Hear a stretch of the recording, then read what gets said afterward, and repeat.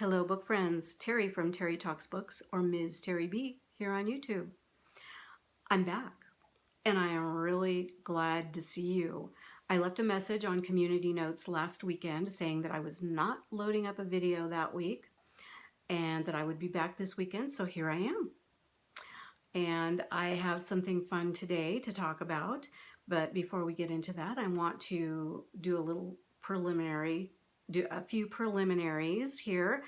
The first one is to say thank you to all my new subscribers. I had a very significant uptick in subscribers in the last 3 to 4 weeks, and I am sure some of you told me, but I'm sure most, if not all of you, found me through Shelley Swearingen's channel, Shelley-ish. I will link her below, but she did a video on why booktubers leave, and also she did a second video almost right after that about why some stay, why booktubers stay. And I needed to do a response video to that, which I did. That was my last video, so you can go back and see that. I'll try and remember to link it.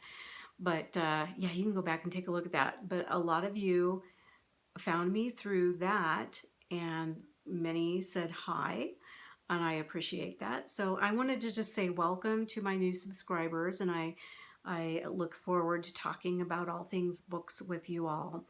And anyway, so where was I? Why wasn't I here last week? My husband and I did a little getaway for a few days up in the mountains, up further in the mountains, I should say. And we did some hiking, and the little town there has a bookstore, a little independent bookstore that I may or may not have gone into. What do you think? And we just really just enjoyed ourselves while we were there. And so no, I didn't do a video last weekend just because of that. A few other things, but mainly because of that, just prepping for that trip and all. So while I was there, I did pick up this fun mug. To me, this says autumn. A lot of mushrooms come out in the autumn, and then the kind of rusty red, rusty orange colors on here. This just says autumn to me. I did a mug clear out a while back, and apparently I got rid of all of my autumn themed mugs. I don't know what I was thinking. You know how that happens sometimes. So I saw this while we were away, and I have just been enjoying having my coffee, tea out of this new mug, and just consider that part of the birthday month. So that gets me around to the books. What I'm doing today is my birthday book haul. I tend to do just the 2, maybe 3 per year now. I try not to go too crazy. I've got enough books for now. I need to read much of what I have, and I'm still excited about whatever I have. I'm still excited about. So yeah, don't need to be doing too much of that. But I tend, during my birthday month in October and again at Christmas, I am gifted books. I am given gift certificates for books, and sometimes just money, and it says buy yourself a book. So that happens. So anyway, while we were away, yes, I did, and I'll talk about that. But let's get into the books. I think I have 8 here to talk about, and of course this is just a book haul, so I don't know a whole lot about some of these books. But the first one was actually a gift. I showed up one day. I'd been away for the day, and I came home, and on my porch was a box, and as you do, I thought, what did I order? I don't think I'm waiting for anything. Well, it was a birthday present. And it was a birthday present from Britta Bowler. And she sent me this book. It was such a nice surprise to see this book on my porch there. So thank you, Britta. I will link Britta below for those of you who don't know her already.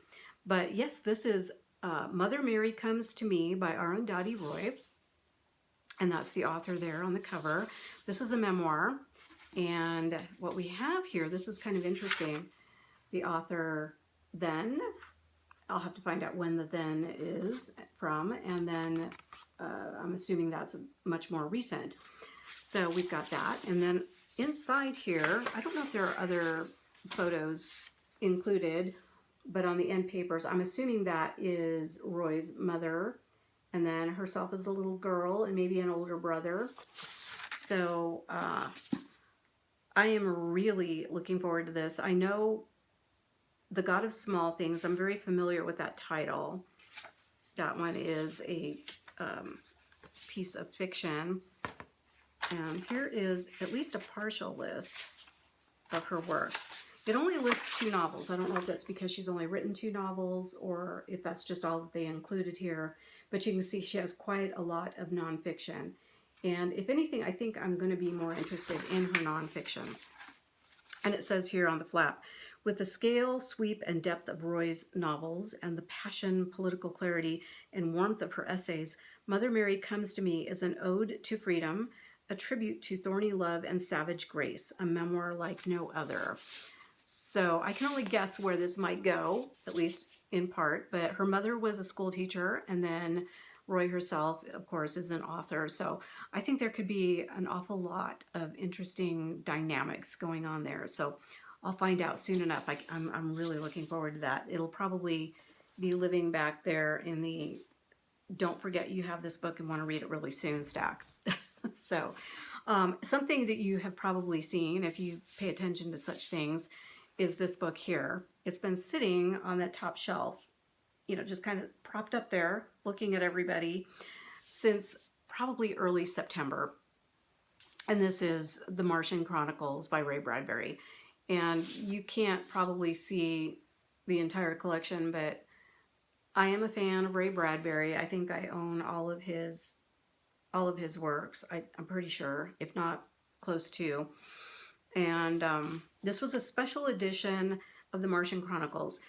The copy that I have and have had for a long time is a mass market, which is fine, and I've read it a number of times. But when I saw this special edition, 75th anniversary, I think, when I saw this special edition, I thought, I must have it. I must. And so I went ahead and bought this for myself and just designated it. I haven't talked about it yet because I designated it as a birthday gift to myself. So I thought it was quite nicely done, as it should be. And the end papers, I thought that was fun. And then inside we have some illustrations. They're all the same. Here's a list of his works. I'm not even sure if that's a complete list. Let's see here. The illustrations inside are very much this, I think the space person moves around. I don't know if there's anything else in there, but it's just so nicely done as a collector's edition of something like this should be. So I saw it and I thought this is kind of a no-brainer for me.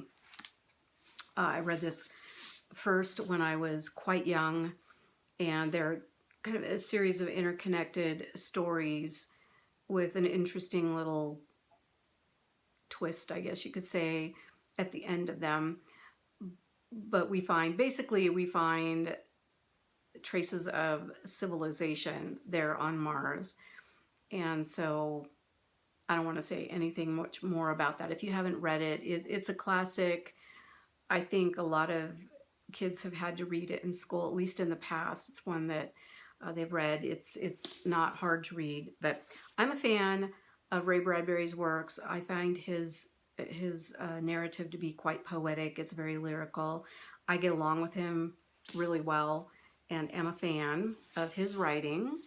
And that's the classic picture of him with his black cat there. So anyway, I'm looking forward to a reread of this, and I'm going to read, of course, out of this lovely edition. And then next, I have 2 historical fictions to talk about. The first one is Anya Seton by Anya Seton, okay, is the author. So it's Catherine by Anya Seton. I think that's how you pronounce her name. Kind of got that a little bit backwards. Anyway, historical fiction, and it just sounded like, it sounded so good. Catherine is an epic novel of a love affair that changed history, that of Catherine Swynford and John of Gaunt, Duke of Lancaster, the ancestors of most of the British royal family. Set in the vibrant 14th century of Chaucer and the Black Death, the story features knights fighting in battle, serfs struggling in poverty, and the magnificent Plantagenets, Edward III, the Black Prince, and Richard II, who rule despotically over a court rotten with intrigue.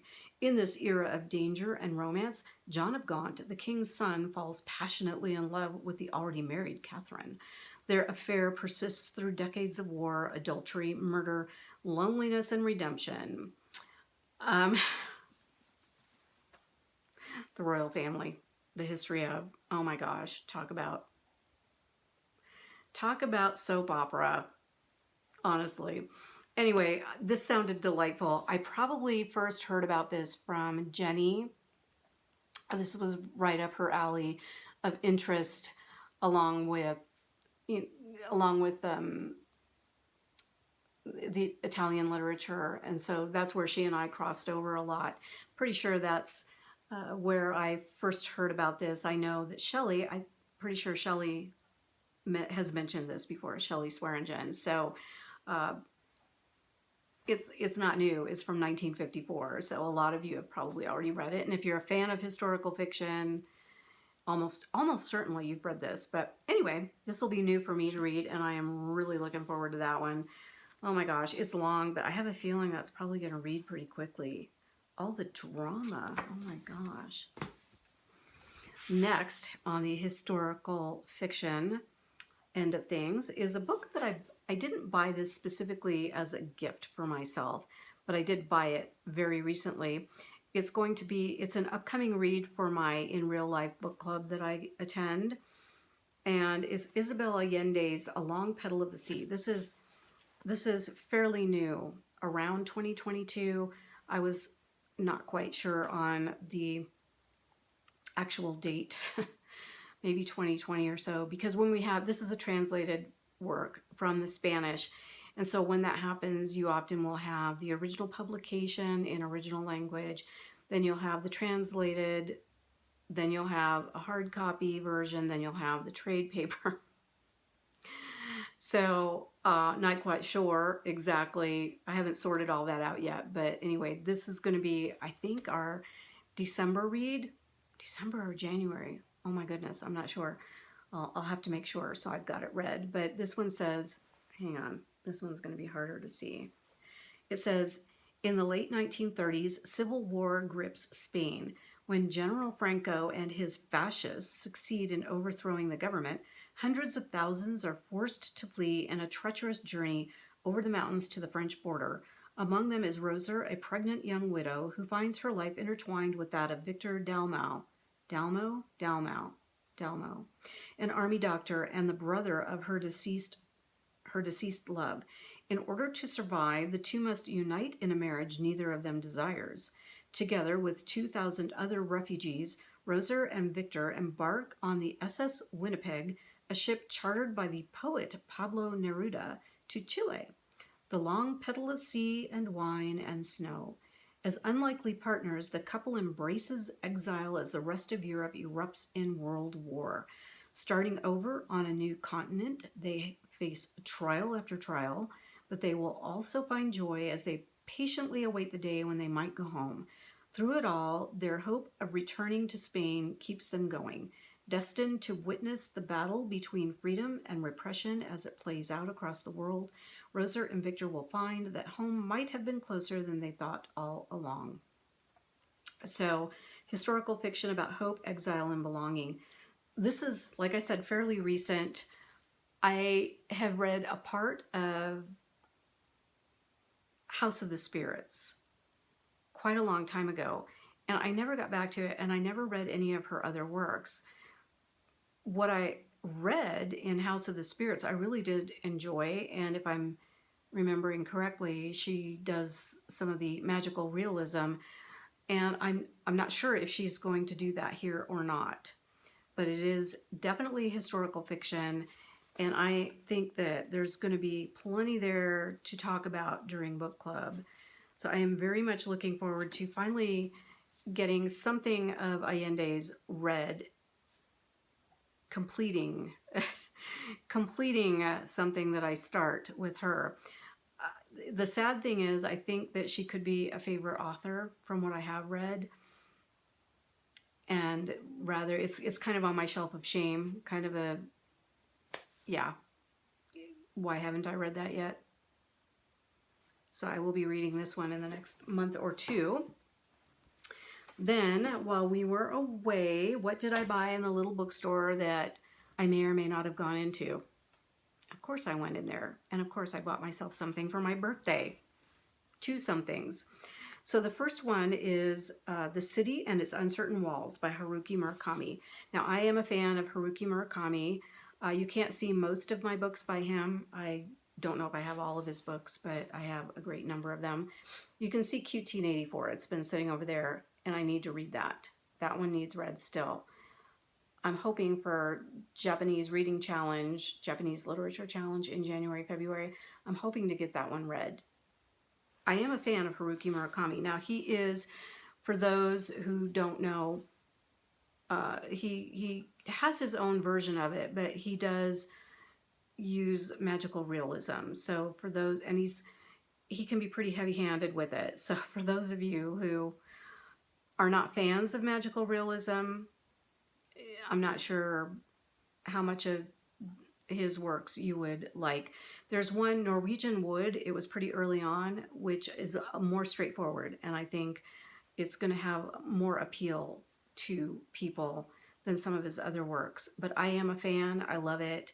It is a work in translation, and so of course I had to get his new one. I was just waiting for it to come out in paper, and here it is. And I'm just so looking forward to this. When a young man's girlfriend mysteriously vanishes, okay, already it sounds like Haruki Murakami. He is heartbroken, and determined to find the imaginary town where he suspects she has taken up residence.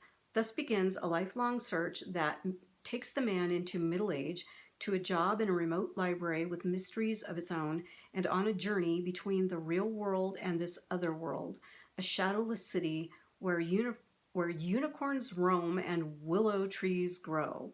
There he finds his beloved working in a different library, a dream library, but she has no memory of their life together, and as the seasons pass and the man grows more uncertain about the porous boundaries between these two worlds, he must decide what he is willing to lose. A love story, a quest, an ode to books and to the libraries that house them. This is going to be right up my alley. I already know. I know I'm already a fan, and so looking forward to that.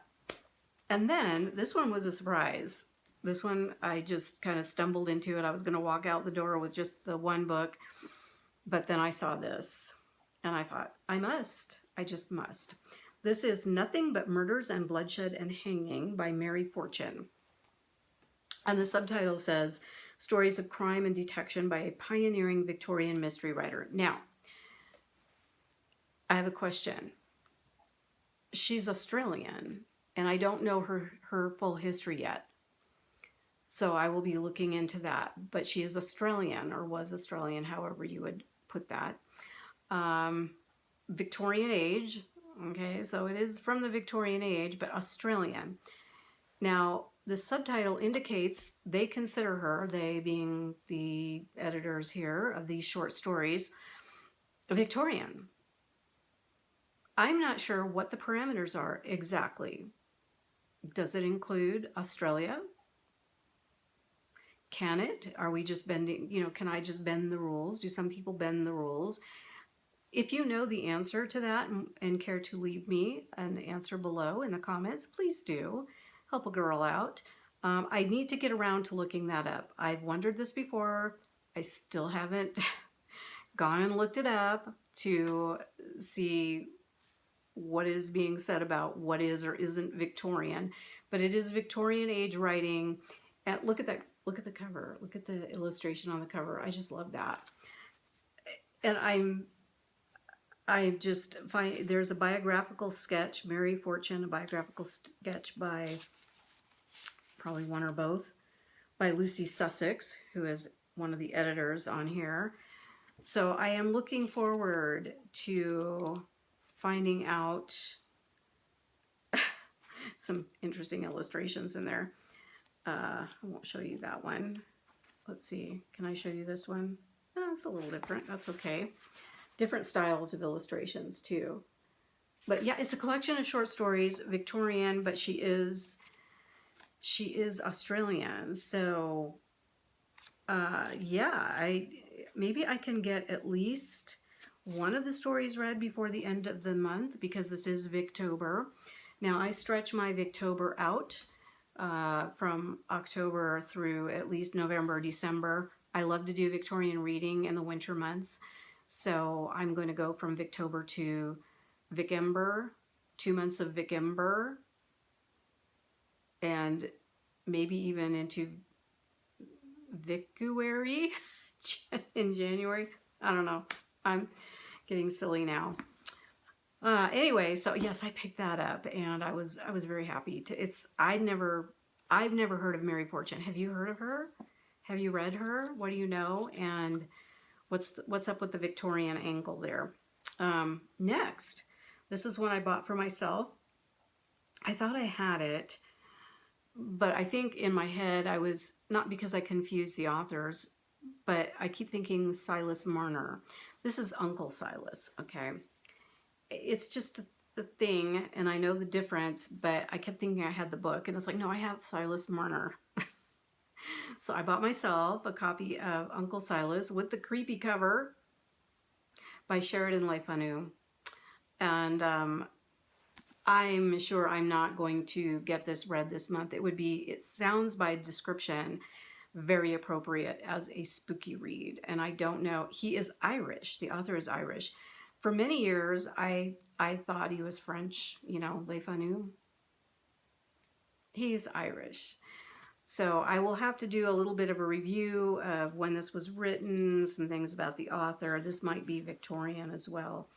I'm not sure about that, but I will definitely be looking into that. But it says here, from the moment that Madame de la Rougierre is hired as governess to the young, naive Maud Ruthven, a dark cloud of foreboding hangs over the entire household. A liar, a bully, and a spy, Madame eventually leaves, taking her dark secret with her. But, unhappily for Maud, that is not the last of Madame de la Rougierre, for when Maud is orphaned, she is sent to live with her mysterious Uncle Silas, a man with a scandalous, even murderous, past, and encounters Madame once more. This time, her sinister role in Maud's destiny will become all too clear, with its world of spirits, locked cabinets, kidnapping, and past secrets that spill into the present. Le Fanu's shocking novel of sensation is a chilling and groundbreaking psychological thriller. Oh my gosh, I'm getting chills. I'm just getting chills. Pretty sure I won't get this read this month. We're too close to the end. Isn't going to happen. So maybe I will be able to get into it, though, in the next 2 months. I really hope so. It's just one I've never read. I have a copy of Carmilla. I'm sure that's the same author, right? Carmilla, with the whole thing with the vampire, the female vampire. Pretty sure. Anyway, looking forward to this one. I'm looking forward to all of them. Of course I am. Okay, this is the last one. I bought it for myself, definitely as a gift. I saw Carl V talk about this on his Instagram feed. What do you call Instagram? It's not a channel. Account. His Instagram account. He goes by Stainless Steel Droppings, and I know him as Carl V. I think, I don't know, is his Instagram Carl V Anderson? It might be. I know he's shared his full name, but way back in the long ago when we were all book bloggers and Instagram didn't exist and people weren't making videos on YouTube. Yeah, go back that far. Anyway, Carl V was known as Carl V, and he started a reading challenge called the RIP Reading Challenge, or Readers Challenge. It's Readers Imbibing Peril, RIP. And this thing is at least 20 years old, I think. He no longer hosts it, but he started that. Oh my goodness, at the time that I was participating, it was quite the event. But yeah, Readers Imbibing Peril. So, spooky reads, obviously. And I know now it takes place September and October. People just can't wait. They just got to get started. But anyway, he was talking about this book here recently on his Instagram, and it's Your Guide to Not Getting Murdered in a Quaint English Village. Okay, this by Maureen Johnson and Jay Cooper. I think Jay Cooper did the illustrations, and look at that on the cover. Very Edward Gorey-esque. It's just full of these. And any of us who watch, I should say, any of us who watch things like Midsummer Murders or Murder, She Wrote, or I'm specifically thinking about the British ones, that they can be cozy types or they can just be straight up crime. But there's these little English villages, these little towns, and I swear they have a murder a week. And so this is, how not to. Man, these little places have a lot of murders, right? And this one is how not to be, apparently, how not to get murdered, the village church, how not to get murdered, the churchyard, and then there's an illustration. And the whole book, it looks like this. And so it just gives you, that's the text, and then you get this fabulous illustration of that. And it looks, I think they're all black, white, and red. I think every single one of these is, this just looked like, so it's a very nice naked hardcover, a slightly smaller format. And I thought, oh my goodness, I watch Midsummer Murders, I watch other BBC productions, especially the ones that are a little older now, the comedies, but also the crime ones and detective ones, and then the more cozy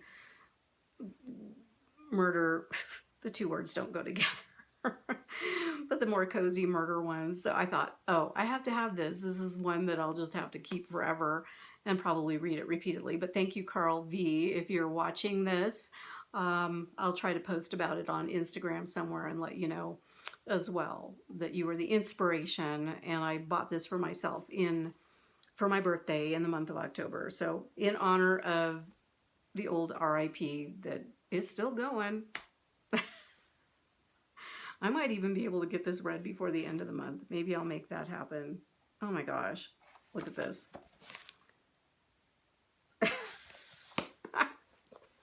Anyway, that was fun. So that's what I got myself for my birthday. And also the one that was actually gifted to me where I didn't pick it out, which I love that. People they're not sure anymore what to get me. She has all the books. Maybe she already has that. And they're, kind of afraid to get something for me because I already have all the books, or they're not quite sure. They're not really book people, but they know I like them, and they're not quite sure what they should pick for me. So it's kind of fun when someone knows you well enough to actually pick a book out for you and be pretty certain you haven't read it, you don't have it, and that you would like it. So anyway, thank you all for being here. And if you don't have anything to say in the comments, leave me a birthday emoji. Let's keep the party going at least for another few days here. Got almost a week, not quite. Do that. Or if you have the answer to my Victorian question, or if you want to comment on any of the books, I'm kind of interested in whether or not you're a fan of Haruki Murakami. Let me know about that. Are you a fan of Ray Bradbury? Let me know about that. When did you first read Bradbury, if you are a fan? Because he's no longer with us, and his writing goes way, way back. So anyway, let me know. Let's chat in the comments. I love that. I will talk to you all later, book friends. Bye bye.